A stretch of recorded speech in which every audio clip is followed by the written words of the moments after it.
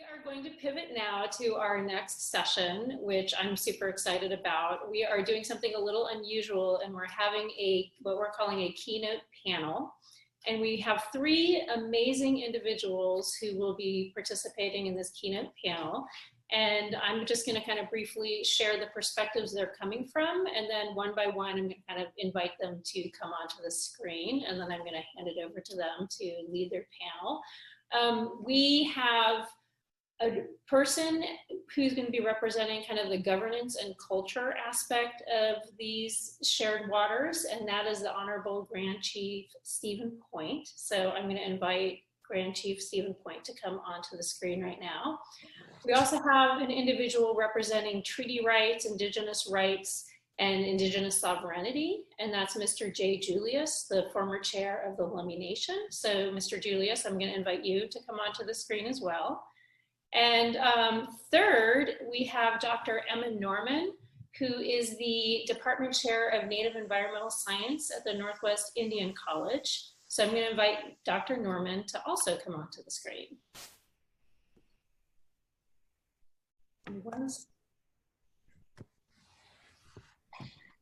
All right, I think we have all three of you now.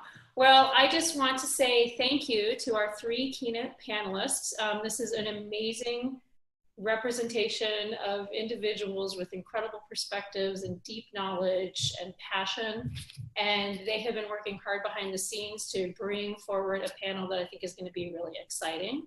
Dr. Norman has agreed to kind of take the lead in sort of moderating the panel, and she is actually going to do much deeper and rich introductions of both of our other panelists than I can do, because she knows them really well and goes way back with both of them. But I will say really quickly, because nobody is going to officially be introducing her, is that Dr. Norman is the author of this book, Governing Transboundary Waters, which she shared with me many years ago, and I'm still working through, but I'm getting there. And she just brings an incredible perspective from the Northwest Indian College. And I'm going to go ahead and hand the official baton over to you, Dr. Norman, and I'm going to turn off my audio and video. Wonderful. Thank you so much for the opportunity to spend time and hold space with each of you today.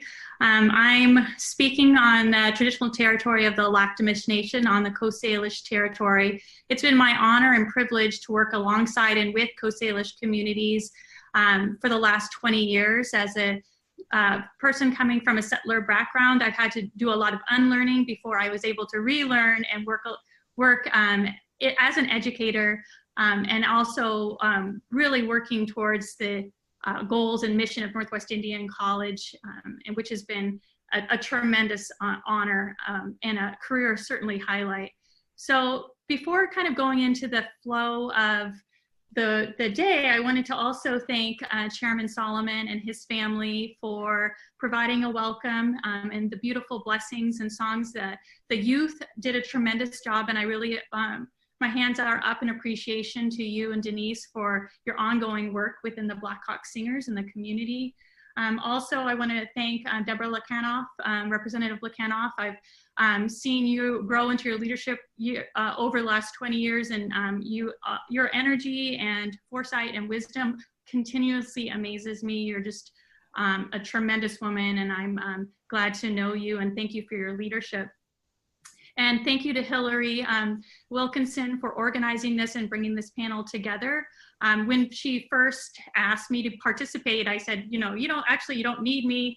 Stephen and Jay are the ones that really are the people that we need to hear from. But she convinced me to hang in there, and I'll humbly say a few words. And I think perhaps because of my relationship and my self accountability as a settler in advocating for treaty rights. And so I can perhaps that's the perspective I can put forward, but also in my academic work, I have been thinking through transboundary work for the last 20 years, and have a few things to think about on that, and where we are and how we can go further as multiple nations.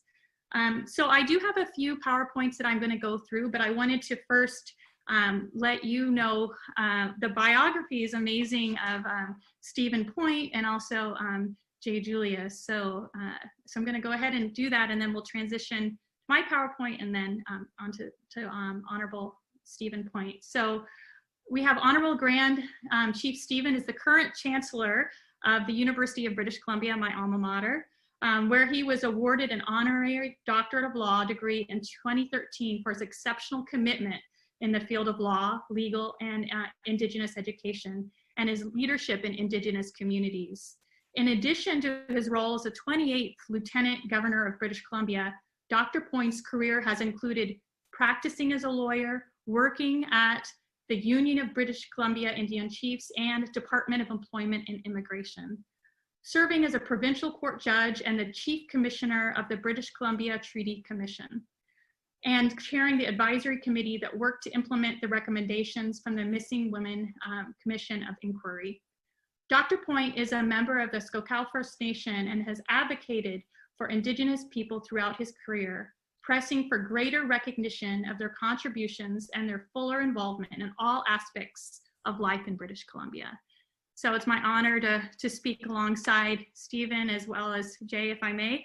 And I also want to mention that both Chancellor Point and Mr. Julius and I have worked together on things like the Vine Deloria Symposium, the Salish Speakers, Jay Treaty.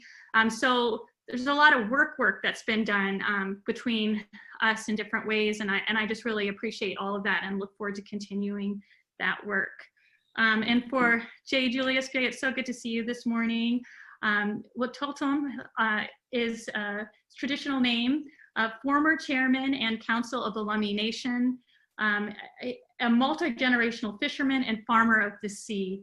And he's the president of the Saucy Law organization and does tremendous work in schools and Ferndale School Districts and all throughout Washington State and Coast Salish Territory, educating the youth and becoming a leader. I really paid attention to a lot of the work that Jay was doing, well, throughout his career, but particularly along Wachiacum or Cherry Point, showed tremendous leadership. And I just want to say I appreciate all the work that you've done over the years to not only uphold treaty rights, but also protect sacred waters. That's good for all of us throughout the Salish Sea. So Haishka, thank you. I'm humbly standing beside you this morning. So with that, I'm going to go ahead and share my screen I have for the PowerPoint, because I'm going to go through it hopefully quickly as my plan, so we can hold space for, let's see, share. Okay, for Chairman Point. Okay, can you guys see that okay? Okay, yes. Great, thank you. So I wanted to think about today sacred water, rethinking our starting point from transboundary water governance. I think that's the key theme in my mind is where are we starting from? What historical vantage point are we entering into this conversation? And I want to point to the image that's on the left that I just am continuously drawn to. It's actually Jeff Bear from Vancouver gave me permissions to use this image, but then I realized later on that it's my good friend and colleague Vina Brown and her family's canoe, Frank Brown and Kathy Brown. And so it is interesting how sometimes you gravitate towards an image and then you realize there's relations and friendships behind that. And so that is a good sense for us to think about today when we talk about oil spills and vessel traffic, to think about the traditional canoes and the canoe journey and the sacred water and the connections, and really get into the mindset of looking at this landscape or the seascape in a more nuanced way, in a more historical way. So, oops, let's see, I'm trying to go to the next one. Okay. And so what I've learned working at Northwest Indian College, I'm a lifelong learner. That's why I love being in education, but we do a lot of work on self-reflection and relationality, who we are, and critically, how do we come into this conversation? Because teaching is a sacred responsibility. What I do, when I bring into the classroom, what I've learned is I share what I know, but I also share what I don't know. And so it's important to be mindful of who you are, where you come from, and what you're putting forward into these conversations. And so on the top, I have my work at Northwest Indian College, the work that I do with advancing place-based community education, one of 32 tribal colleges in the United States. We have Billy Frank Jr. there, who's been a pillar in leadership in our work and worlds. And we have Tim Ballou Sr. Giving a Salish speaker a couple of years ago. And so with my work and engagement in education, I have to recognize and self-locate myself and my two boys and my husband taking the photo behind, but also who am I bringing this in? Well, my son Luca's name is after Lucca, Italy. So my on the father's side of the family is from Lucca, Italy. So the Italian heritage. And you know, these are the kind of on the sides, the settler, my great-great-grandfather, my grandmothers, my father, all kind of coming into the conversation, and the Welsh heritage on my mother's side. And how does that shape myself and my children as we work through and provide, to be in a good spot within the Salish Sea.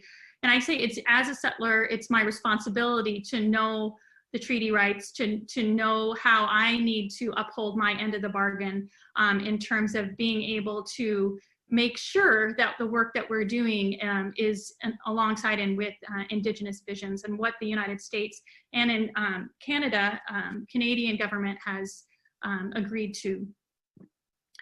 But before we get into that, I also want to think about, take a big step back. And I am a geographer, so I do tend to have a big picture, then scale down. I call it the bird's eye and then the frog's eye view. And so, but again, this comes back down to what's our starting point? So you hear this quote, water is a local resource, yet part of a global system, perhaps more than any resource. So you hear the word resource there. And then another way to frame it is water is a gift from the Creator. Water is sacred.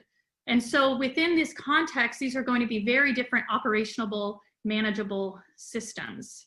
And so when you think about water, you also think not only is it global, and not only is it kind of continues through and we're all connected through it, I think of it as the power of water, but it also comes in different forms. It comes through mist, it comes through snow and ice, streams and puddles and so, glaciers. So all of this, when you think about transboundary water management or governance, you have to think through all of this as a connected entity. And how is that going to be impacting the legality and the governance of this work? But I really want to spend time and pause and think about the social construction of political boundaries. And I often reference this Melissa and Doug's puzzles. And I remember questioning this as a child, as a youth, and not having words for it. Why, when we were learning the United States, states, why Canada was blank, why Hawaii was pushed in, to the side, why Alaska was around, and how did all this carving up happen? And why are we reinforcing that at such an early age within these political boundaries? And often in some countries, the geography is actually part of Department of State. Department of Education and Department of State are together because you are creating these little mini citizens. And so you think about that in terms of what constructed boundaries are we putting within our own construct? What does that look like for reserves and reservations? But then also, what does that look like for our own responsibility and connection to the landscape, and to be able to unpack that as we think through the nuances of quote unquote, transboundary water governance. And I also think, and I've heard Jay speak so eloquently about his grandmother and being able to hug his grandmother and what that looked like in terms of back reaching into time, and maybe he'll share that story today. But I think about the US-Canada border is incredibly young, and the laws and the policies, and not only young, but we're still learning, changing. And so I really feel like when we enter the work within the transboundary water governance, we really need to start taking a humble approach as to the how nascentness of the US-Canada border and the construction of British Columbia and Washington. And even within the last 20 years that I've been engaged in this work, You know, interestingly, in my undergraduate years, I was in international relations and environmental policy minor. And so recognizing that that work of international relations is really useful when it comes to US, Canada, but also tribal to tribal, First Nations to First Nations. But so this map that we're so familiar with, the Salish Sea and the surrounding basin, that has, you know, become famous throughout. You know, it's been relatively recent that the data has been harmonized to have these shared geographies, the shared maps that allow people visually to connect the geographies.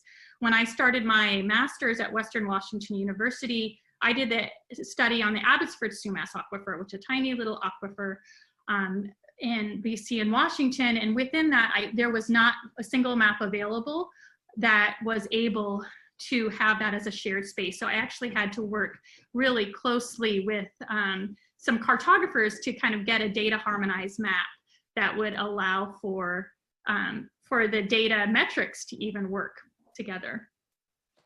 So within that context, we also have to recognize the importance of bordered spaces and the power of bordered spaces.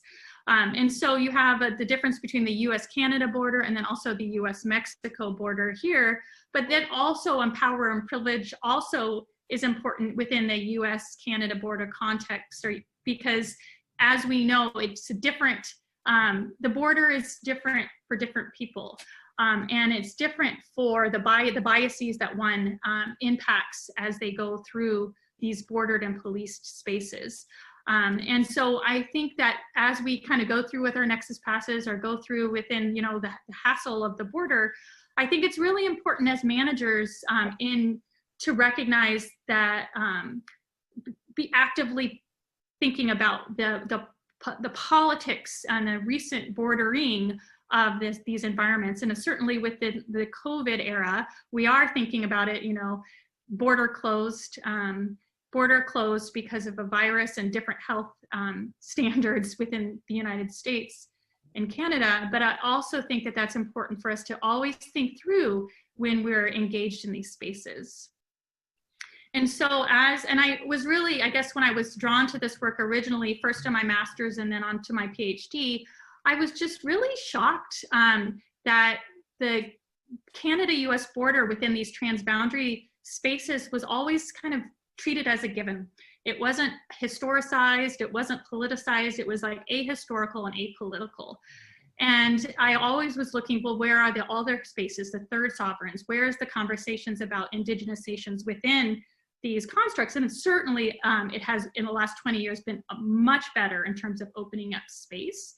But I feel like the role that I play, at least in the academic world, is to continue to challenge people to recognize the colonial legacies and the power dynamics and all of these laws, legislations, policies, things that are put forward when you don't think critically about the construction and colonial legacies of the bordering of this space of the Salish Sea. So how not only are we to govern resources or sacred waters across political boundaries when they're wrought with power dynamics and colonial legacies, but how do we assure diverse perspectives and worldviews are represented in managing practices? And I think that that's really important to think about, especially if you think about whales in particular, orcas. There's a lot to be learned from that when you start thinking about orcas as relatives under the sea, rather than orcas that are on one side of the border or the other side of the border, transient or resident. I won't go too much into that, but I know it has been a huge opening when people are starting to follow the plight of orcas in this region. And so I wanted to even just, as I was thinking through this presentation, take a little bit of time to even reflect on the goals and objectives of this Salish Sea Forum, which are wonderful. I'm proud of all the work that you guys have done in terms of opening up space and diversification. And really, I'm excited to see so many representatives from tribes and First Nations, particularly in the panels and today. But when you go onto the home screen, what do you see? And it's not, and so it's the little cues and the nuances here where does it really need to have the United States and the Canadian flag front and center? Where's the disconnect between a Salish Sea shared waters and two flags? And so this isn't to call out, it's just to really think about how we can continue the work in holistically and moving forward. And so those are suggestions that I'll continue to make as we move forward in this work. And so Happy mentioned Shillangin, protecting a way of life. So Lummi Island fishers, I'm sure probably relatives of perhaps Jay or Happy's families on these boats. It's an iconic picture. But what I want us to do when we think about this work is to think about it not in the time of when the border was created, but where were we pre-colonial, and what rights and responsibilities do we have as neighbors, as like contemporary. We're not going back in time, but we can think about our starting point. We can think about our threshold, and we can think about our promises. So to abandon the thought of the US-Canada border as something that's ahistorical and apolitical, and recognizing there is a responsibility to be a historian, to be able to understand the landscape prior to settler contact. And that brings me then to the treaty. And I apologize, I'm focusing a little bit more on Washington than British Columbia. I recognize between different worlds, but I just wanted to make sure to recognize this, the 1855 Point Elliott Treaty, and the common in common with. And what does this mean in terms of the responsibilities with the the map of, this is all Indigenous landscape. These are all Indigenous lands, yet through different negotiations, now communities are relocated to smaller parcels of land with the promise to be able to have access to clean water, to have access to fish, to have access to hunting grounds. And so whose responsibility is that to make sure that the water stay clean, that the fish still run, that the game are still available? It's all of our responsibilities. And for the majority of the people in this room hold a tremendous amount of power to be able to make sure that every day you're upholding these treaty rights. And that means you have to know what those treaty rights are. You have to be a historian. You have to go back and reacquaint yourself with the promises. And so what does that look like? It looks like we have a lot of extraterritorial pollution that are not upholding the treaty rights. These two pictures are tankers that were just taken 2 weeks ago in Bellingham Bay, that on our little boat, little skiff I took, and I was like, my goodness, those are big ships right there in our backyard. And what does that look like? So we have mercury with PCBs, shellfish are closed, orcas are dying. So to me, that doesn't look like treaty rights are being upheld. And so here we have, again, not just within the water, marine water, but you have fresh water, the Nooksack River, cows creating pollution to impact downstream shellfish. This work is ongoing. I would say sometimes I feel like it's exhausting to continue to hold up the line, but it's important for all of us. And then I have this picture, it's from Bellingham Herald, but it's been around. You can see Jay there. I mentioned his work with Wet'suwet'en, Cherry Point. So this is an example, again, of holding the line. So in this time and place where this fishing terminal was not, thankfully, this time, disturbed this sacred spot, but again and again and again, there are violations that are threatening Indigenous communities and their sacred land and the fishers and fishing communities and waters that I feel in this case, you had the Army Corps of Engineers stepped in and did the right thing by stopping the permits. But this again takes continuous work. And that as all of us in this room have the power to help with that.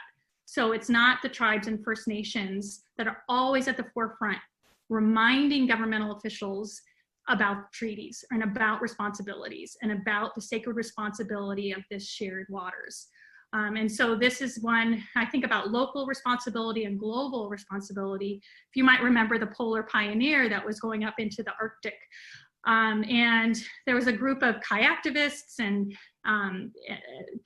Coast Salish community members that went and stopped that. Well, they didn't stop. It still went up and it still had explored, but they ended up, the shell pulled out of this project. But I think about, well, what does it take? You know, what does it take to continually have to advocate for, in this type, climate change, clean water? Why are we into this day, you know, 2020, still having to fight so hard for what should be pretty simple? And so when I think about this of reaffirming and reframing trust responsibility, so I took this picture because it's on the mountaintop, and then this one from the seas. So from the mountains to the seas, we have to think about, how are we going to protect this sacred landscape? How are we going to be innovative and brave to be able to think about moving this work forward? And so, you know, I looked at the goals of this forum, and I think it's wonderful. It's important to be able to communicate between entities and to, you know, be able to eliminate oil spill risk. But then I thought, well, why are we eliminating the risk? Or why are we reducing oil spill risk? Or are we eliminating oil spills? And that, again, is a different starting point. It's a different part of the conversation. So coming kind of to the close of this, I think, how can we rethink transboundary waters? How can we rethink governance of shared waters? I think an important starting point is to move from binational, so those two flags, get rid of them, binational to multinational frameworks. If we want to start treating this Salish Sea as a connected unit, I think it's important to have those cues, right? So that we can really put forward that. So that imagery, that iconography, can allow us to envision what it looks like within a depoliticized historical context, both binational to multinational framework. Tribes and First Nations are inherently leaders in this work because of the sacred and long-term connection to this landscape and knowledge, the multiple knowledge systems that are incredibly important to move this work forward. Again, borders are socially constructed and incredibly new. There's laws that are still antiquated, and there have been some revisions, which are great. But we still have a lot of work to go in terms of a nuance and nascent governments in the British Columbia and Washington. Also, reprioritize goals with water as sacred. Water is sacred. Does that maybe that makes some people feel uncomfortable because it might go into a religious slant, but I think really it's more of a mindset and a framework. If you start thinking first, just like if you think about your own family, your own kind of sphere of influence, of course you want to be able to protect it to the highest level because you want to care for those things that mean the most. And that also means advancing plural knowledge systems. And so I've been doing a lot of work with the Nooksack River over the years, and working alongside, in particular, Althea Wilson, as she's doing some videographies on the Nooksack River. But when we started unpacking the Nooksack River information, it was almost all technical. So why is it that this river has been rendered technical rather than something that's more spiritual and sacred? And that's where I think that the rewriting and the acknowledging plural knowledge systems will really help advance this work. So length and timeline of responsibilities. I think it's important as decision makers to give yourself permission to move past short goals, 5-year plans, 10-year plans, even 50-year plans. Give yourself permission to think long term, because ultimately it's going to take as long as it takes to get the work done.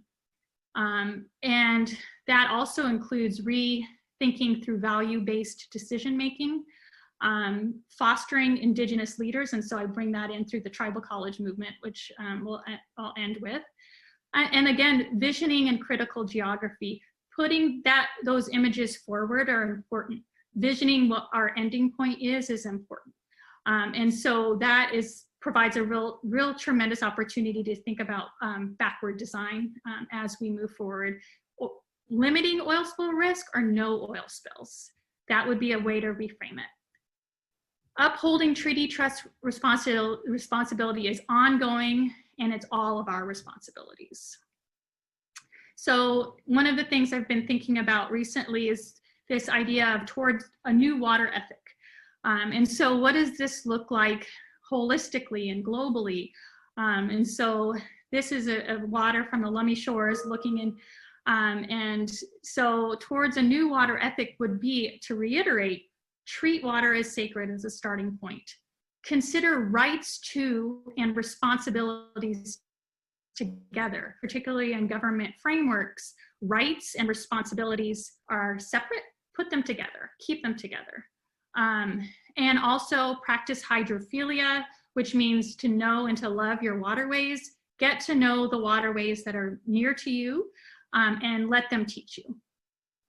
And this also allows us to, within the tribal college movement, engage Indigenous knowledge. There's lots of wonderful events that are still open and open to the public, the Salish Sea Speakers, the Vine Deloria Indigenous Studies Symposium. You're welcome to join us. They'll be virtual this year until we're past COVID, but there's a lot of amazing learning that happens in these spaces. And in closing, I just want to say welcome the next generation of Indigenous leaders. Northwest Indiana College is graduating more Indigenous scientists than any other college or university in the United States. And that means we're graduating about 12 a year, but that's more than other colleges are doing. And the amazing leaders, these are, we see Councilwoman Lisa Wilson as one of our graduates. We have several other graduates that are in leadership roles now. And so just opening up space for those to continue, including Tyson Herrero in Department of Ecology. So with that, Heishka, thank you so much for letting me say a few words, and I'm going to humbly pass it over to Honorable Point. Thank you, Stephen. And then after that, Jay. I'm going to unshare my screen. Okay, well, thank you for that presentation. That was amazing. And thank you for all of those who've organized this. It sounds like a continuing event over the last several years, or 3 years, I guess. I was sitting with Jay yesterday and with Emma thinking about what it is that I could contribute or bring to this discussion.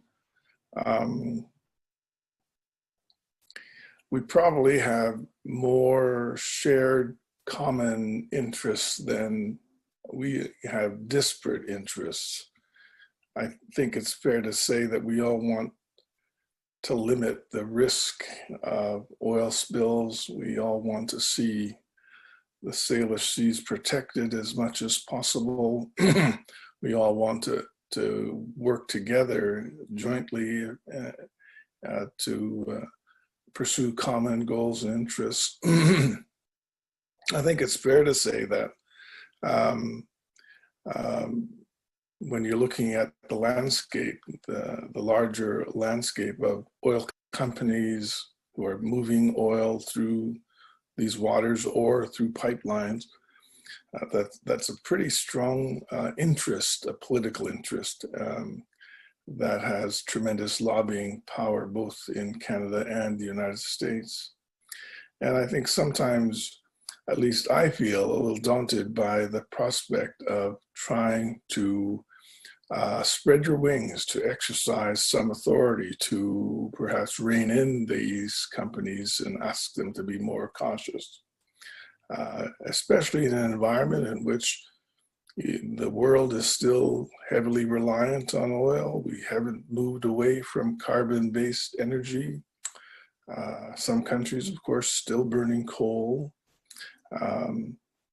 The horizon is quite a ways off when we see a time when perhaps we'll be less reliant on oil. Our reality is that companies are providing oil because there is a demand. And And so to address Emma's question about whether we're reducing risk or otherwise reducing the prospect of oil spills, I think what we're really trying to do is manage the risk of oil spills, trying to reduce that risk to zero if we can.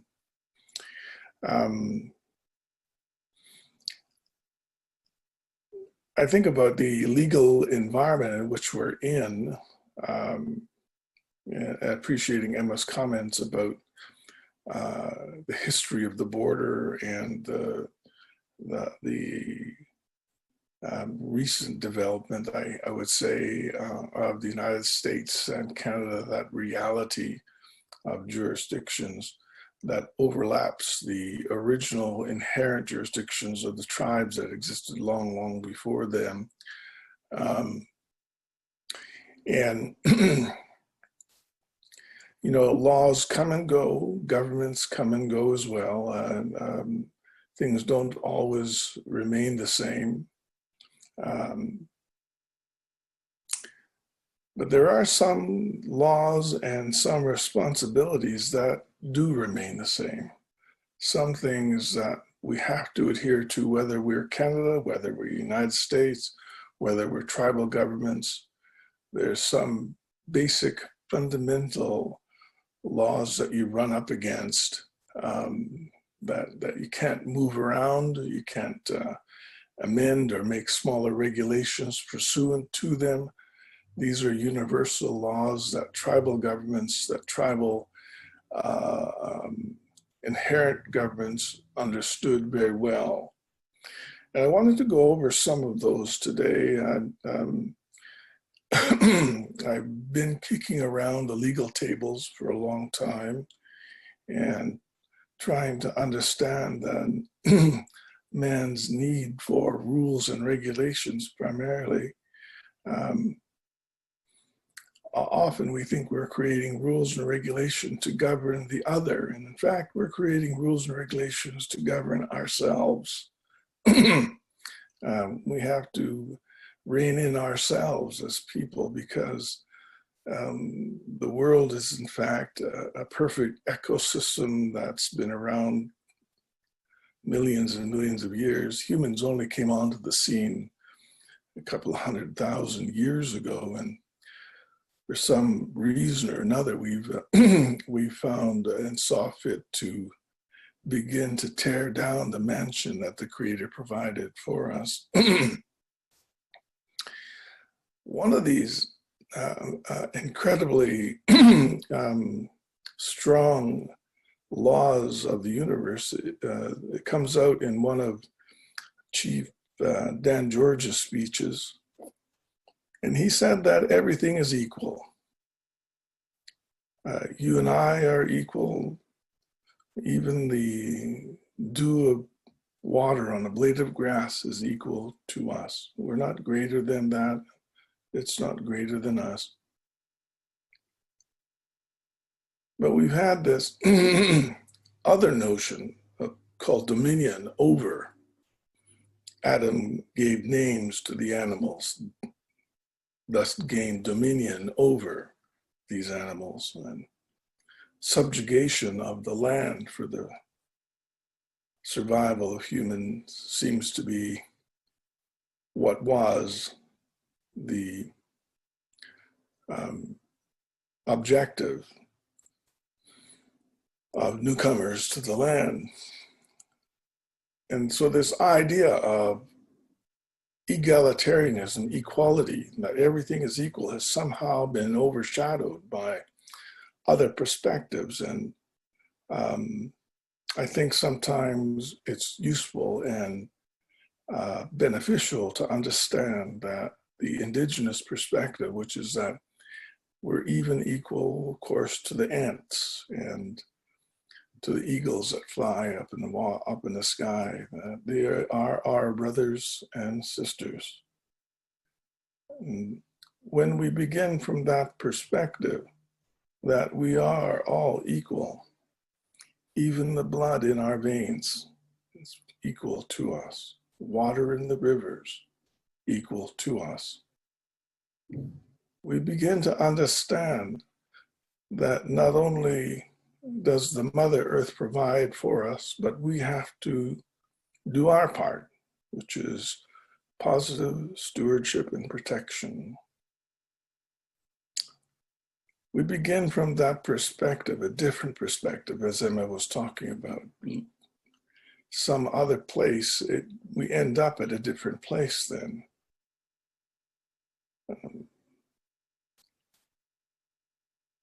We didn't discover this planet. It was provided for us. And this notion that humans are somehow better equipped to manage things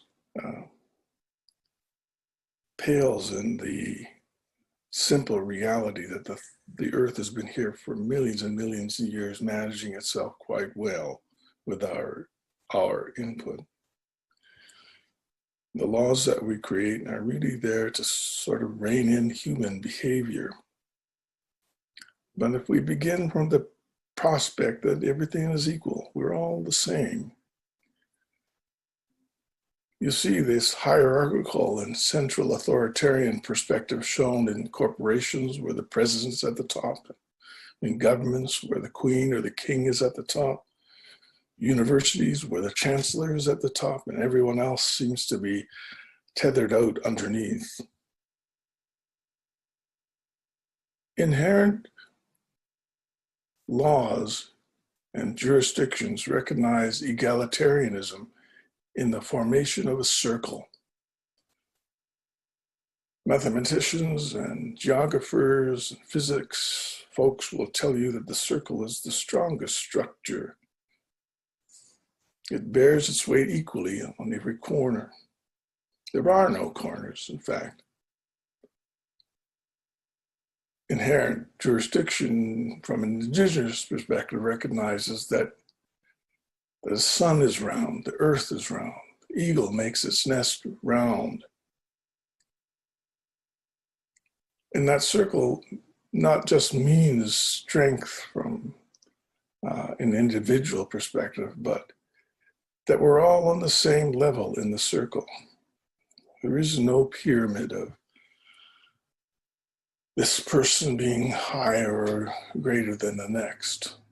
And we're on the same level in relation to the plants and the animals, and the water and the air. Right from the first moment that we breathe in the first sacred breath until the very last when we let go of that air again, we're equal to the air.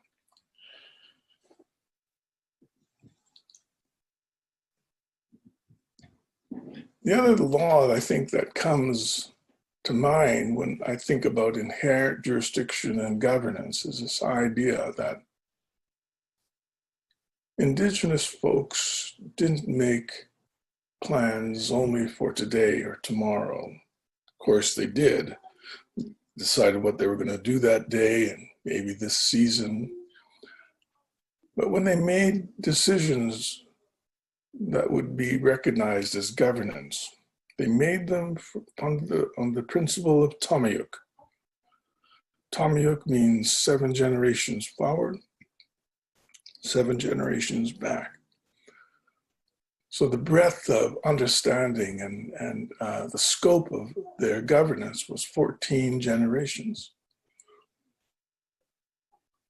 When we think of in terms of the length the earth has been here, the years that our own people have been here, and the fact that our people remember the flood, we remember the ice age as well, stories that came about the ice age. I wonder whether governments, current governments today, understand the responsibility that entails Tamiyuk. Consider 14 generations of the impact of our decision making. We're only borrowing the world. We're only using the world. There's another principle. We don't own it. You can own your car, I guess. You can own your home. But none of us own the earth. We don't own the air. We don't own the water. We are borrowing it from the 7 generations. We therefore have a responsibility.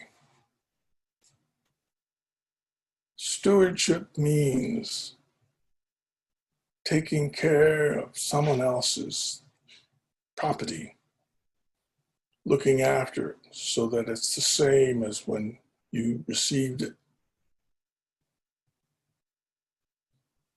I look around today at the hills, the mountains that used to have all of the trees.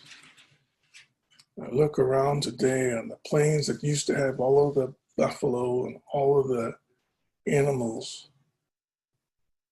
I look at the oceans that used to be teeming with fish and the rivers that used to be a danger to cross because of our fish. And I know that we've been poor stewards of the oceans and of the lands. We think too often of our own individual gain in one generation. How can I become strong and prosperous myself?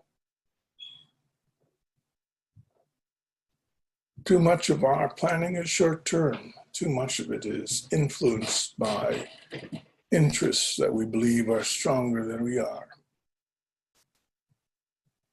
Oil companies are very strong. Corporations, of course, driven by the profit margin, is a powerful defender of their beliefs and the property that they believe is theirs. Unfortunately, we've allowed them to continue in this understanding. We need to do more to shift the power balance away from corporate interests and in the hands of those of us that appreciate and understand the need to be good stewards of the land and of the waters. All of our laws, all of the teachings that we have, CEWIS we call them, they mostly add up to one idea. The idea is respect, being respectful. We don't walk in front of our elders unless we nod to them, say hello. We're showing respect. We teach our children to be respectful. And if they're not respectful, it's a shame on the parents.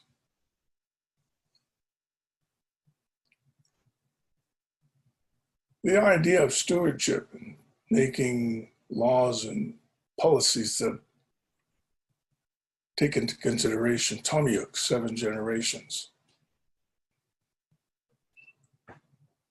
We must be respectful. And the question is, have we been respectful to our brothers and sisters, the whales and the animals that live on the land that depend on the fresh water? Dead zones are coming up in the ocean now. Many, many whales washing up on our shores. The time is ticking away.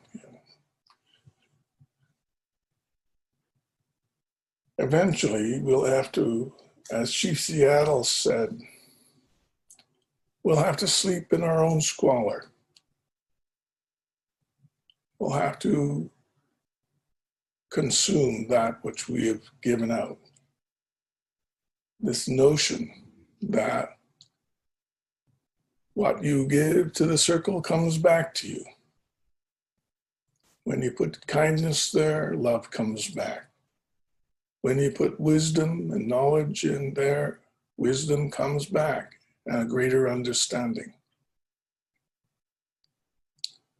But if you put greed in that circle, sickness comes back.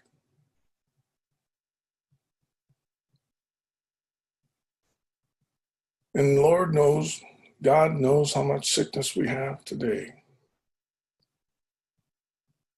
I don't believe that we've been good stewards. We need to improve that. We need to ensure that these big vessels are equipped properly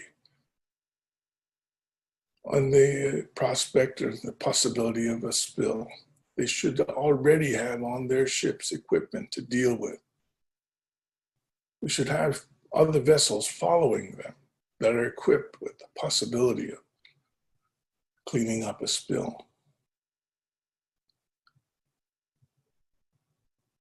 We need to work not only across the American and Canadian borders, but across all borders, internationally. What happens in Central America, what happens in the Central Pacific impacts us. These aren't national problems, they are international. And as we continue our discussions on the environment, I hope our circle can grow, that our horizon stretches out towards Temia,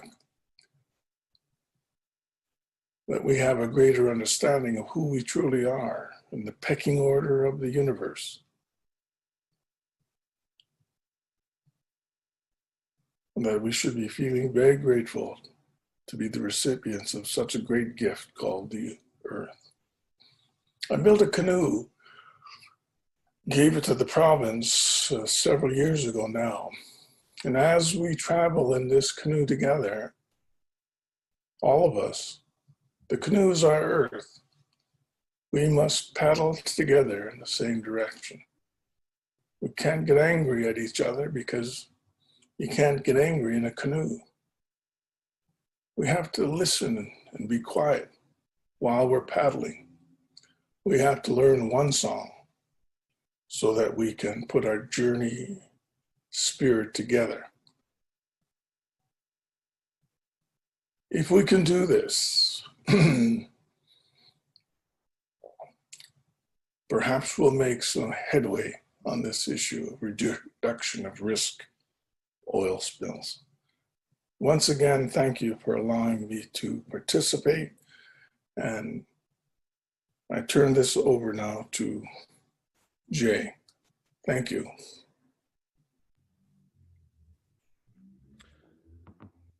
Mr. Point, Miss Norman, very well done, and thank you. Thank you so much. You guys are both just rich with history. Emma, forward thinking, great job with your presentation.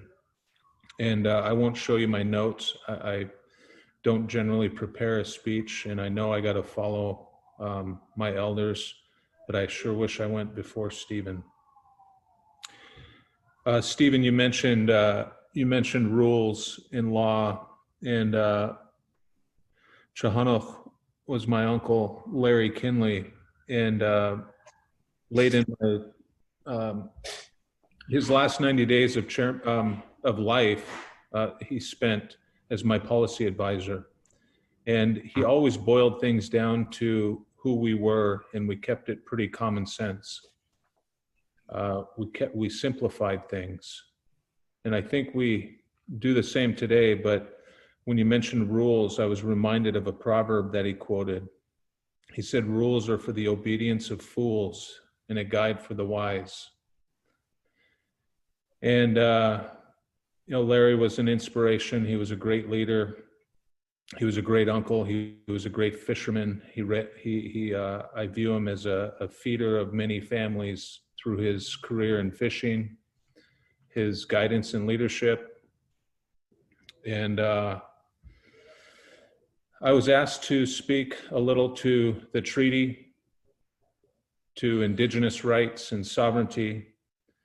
And you guys did such a wonderful job and a magnificent job. I want to first of all acknowledge my elders, acknowledge our ancestors, all the tribal representatives, tribal leaders, and First Nations who are a part of this call, state representatives, and all those who are here today. Thank you for joining us and giving myself the privilege and honor of sharing for a few minutes some thoughts, some teachings.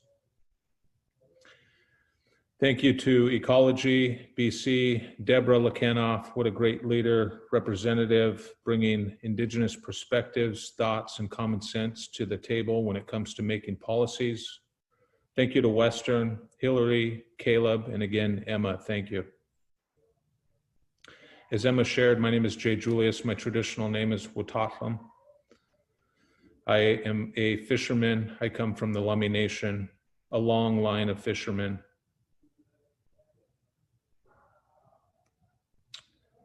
Who are the Lummi and First Nations, the state of Washington, Canada, but I think equally important, who is the Salish Sea?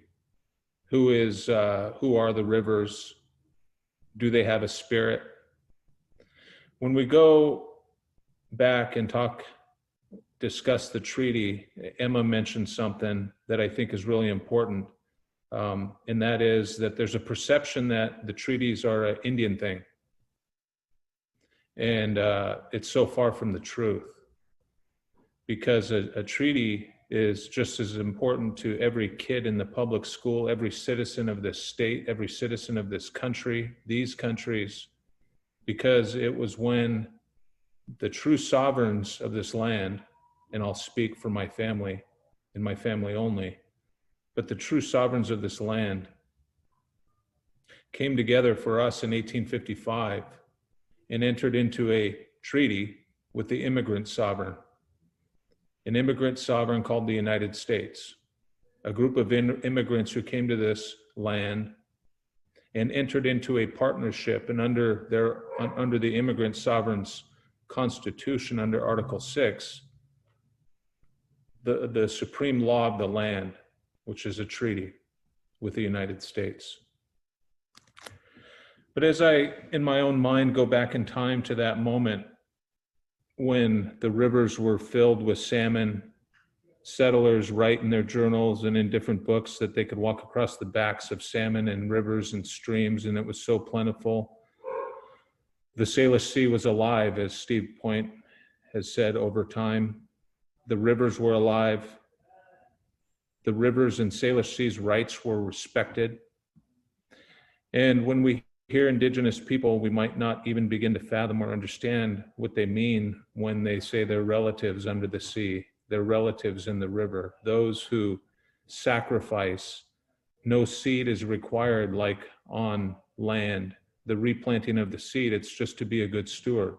It's to understand that these beings under the water do the seed planting for us, and they will continue to provide as long as we take care of them and maintain healthy waters. Don't disturb the law, not the written law, the unwritten law that all of us should know. But when we entered into this treaty with an immigrant sovereign, I encourage you to think of a timetable broke down into decades, 10 years, and go back 16 decades to this moment in time where two sovereigns came together and entered a treaty.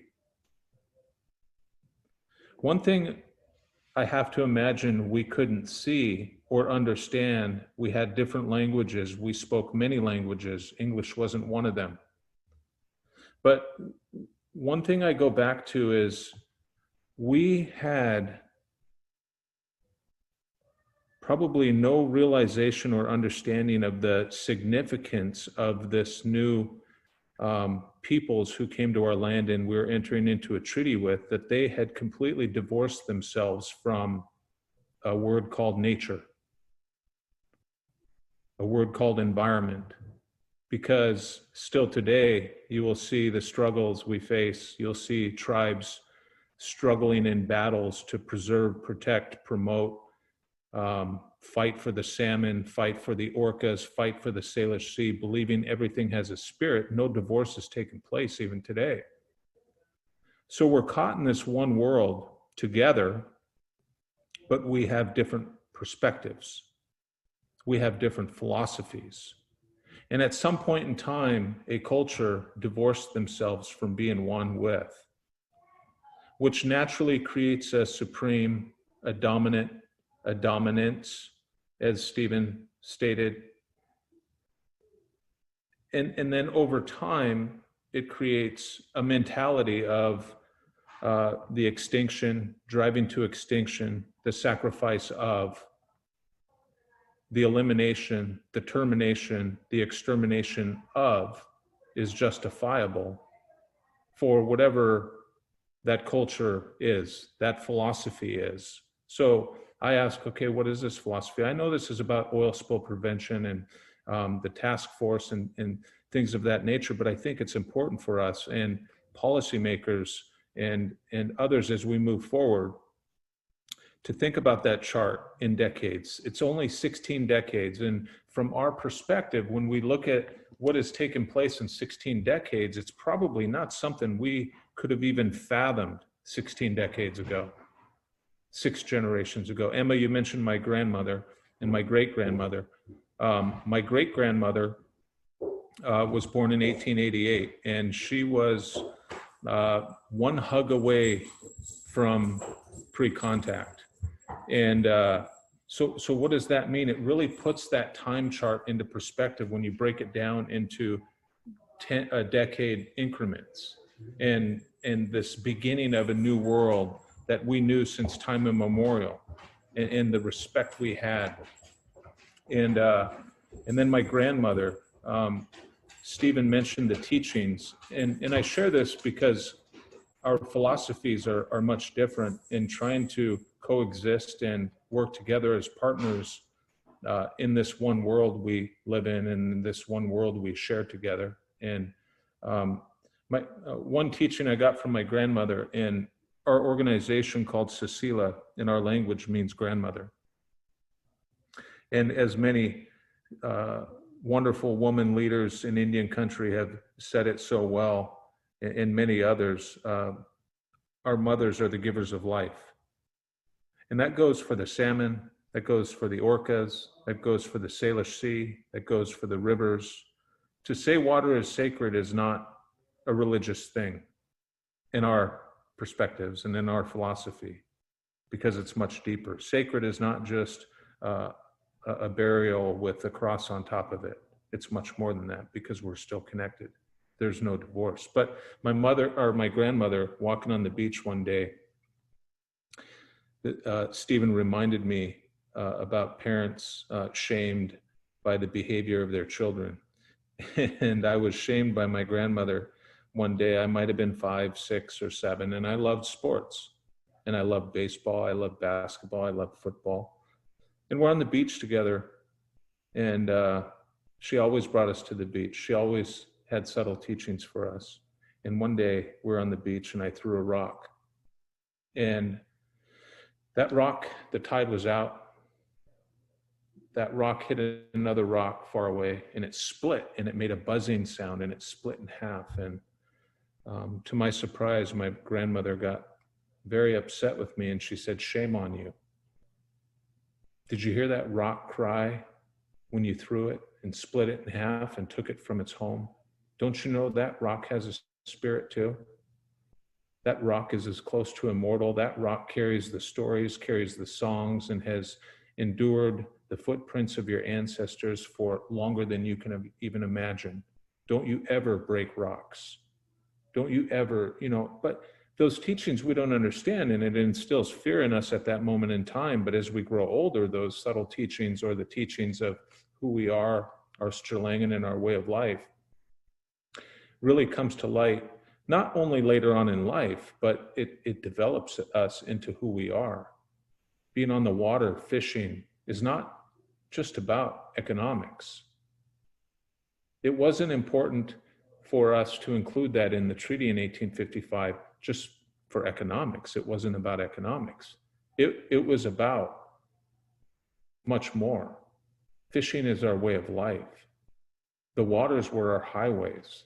The waters were everything to us, and it still is today.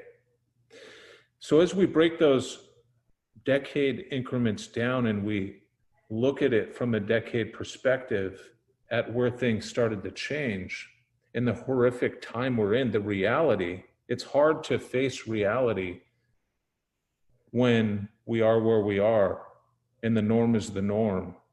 And we think conservation, and we're doing good things, and I applaud. I think we are making an attempt, and policymakers are making an attempt, but we're in the year 2020. And you look at the sovereigns and you look at the treaties, and we take a new look and a different perspective on Salish Sea and the rights of the Salish Sea and the rivers. Where are we? We're at the beginning of a new decade. We're in 2020 now. And I think if you collapse the time frames and look at what we've done, look at what we've allowed to happen for whatever reason, we can call it progress, we can call it great development and creating a civilization. We know what happens to civilizations over time. We know why this new world was so important. We know that the rivers run dry, cities decay to nothing. And it may not be something we can fathom now, but it is the reality of the future if right now, at the beginning of this decade, we don't start to take a different perspective, a different look, a look at the fact that at some point in our lifetime, we divorced ourselves from being connected to everything. Mother Earth, the ultimate giver of life. And what are the consequences of that? And if we really take to heart what Stephen shared with us in his traditional language and the word for thinking 7 generations, if it's not just for ourselves, and if we can think a little bit beyond ourselves and think about a few generations down the line, really, where are we at? Have we reached a tipping point? Are we at that tipping point? Have we exceeded it?